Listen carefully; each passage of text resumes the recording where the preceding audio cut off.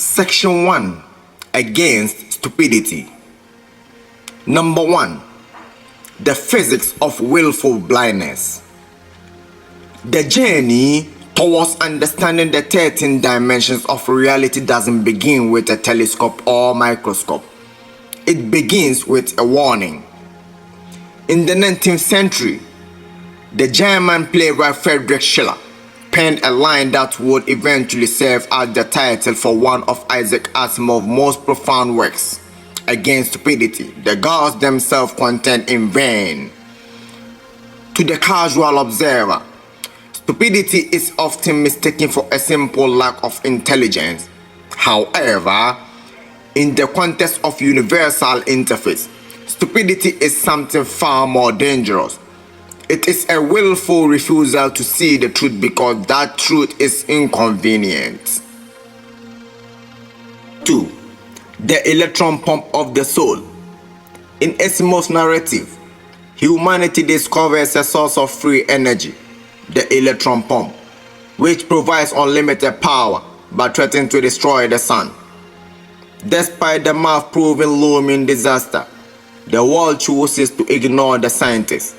They are comfortable. They are powered up. They don't want the ugly truth of reality to be real. This mirrors the struggle of anyone who perceives the world through numbers. When you are dealing with objective truth, you are interacting with the base reality of how things work. When people try to shortcut those truths, they are being stupid in the Schiller sense. You cannot reason someone out of a position they didn't reason themselves into. You can only do the work correctly despite them. 3. The language of convenience.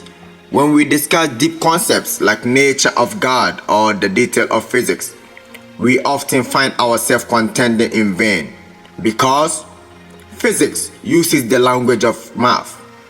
God often uses the language of experience or wisdom. Most people use the language of convenience. When you try to translate the infinite God or the infinitesimal physics into everyday conversation, things get lost in translation. 4. The anthropic principle versus design. The stupidity of the materialist view often relies on the anthropic principle.